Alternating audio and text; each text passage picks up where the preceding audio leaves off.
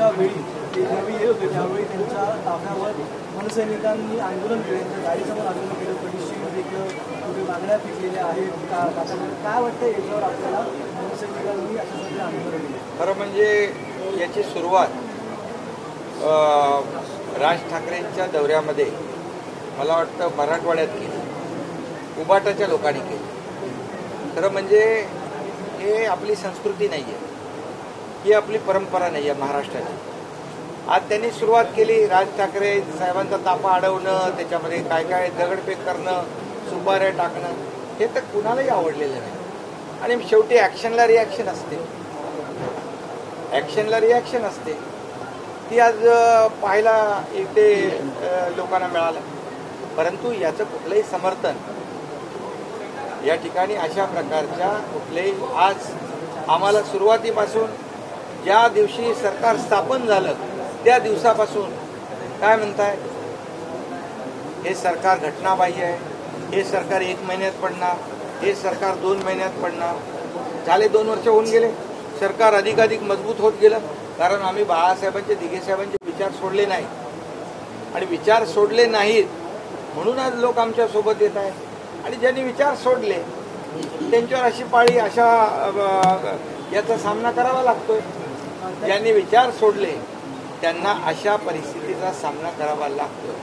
आणि म्हणून ज्याने त्याने ठरवलं पाहिजे आपण कुठल्या कुडीचे आहोत, आपलं ध्येय काय, आपले विचार काय, ह्या सगळ्या गोष्टी. म्हणून सत्तेसाठी कुठलीही कॉम्प्रोमाइज विचारांची आम्ही करणार नाही आणि आम्ही केली नाही. म्हणून शिवसेना वाचवण्यासाठी, धनुष्यबाण वाचवण्यासाठी आम्ही हा निर्णय घेतला आणि लोकांनी त्याला पसंती दिली.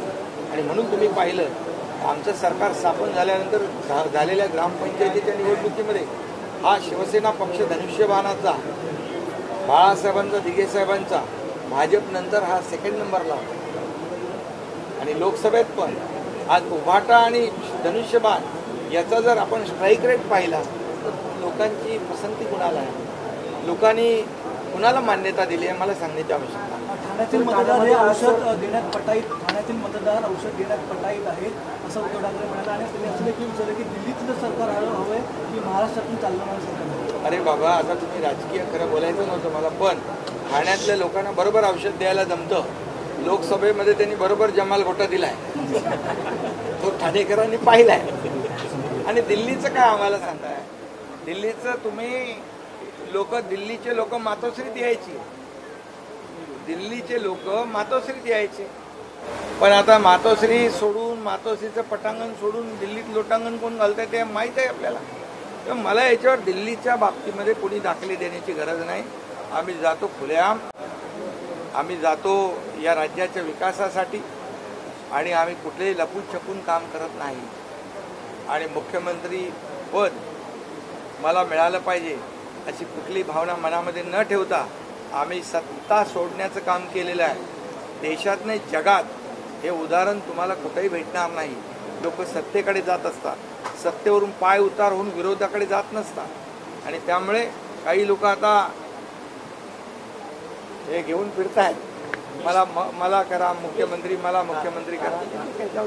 ठाणे शहरामध्ये होर्डिंग वॉर पाहायला मिळाली. ठाणे शहरामध्ये होर्डिंग वॉर पाहायला मिळाले आणि व्यंगचित्रांची होर्डिंग ठीक आहे.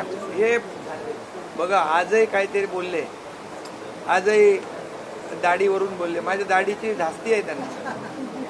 आनंद दिघे साहेबांची दाढीची धास्ती संपूर्ण महाराष्ट्राला, त्यांचाच चला मी आहे. त्यामुळे या दाढीनेच त्यांची गाडी खड्ड्यात घातली ना. त्यांनी मिमिक्री देखील केली. हा, मिमिक्री आता त्यांना तेच काम आहे. बाळासाहेब असते तर तुम्हाला मी सांगतो अशा प्रकारचं काम केलं असतं तर त्यांना जंगलात फोटोग्राफी करायला पाठवलं. संजय राऊतांनी दिल्लीमध्ये टीका केली.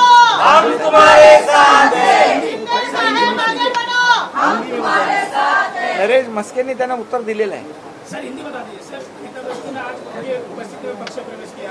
लाडली बहन आज फिर से शिवसेना में.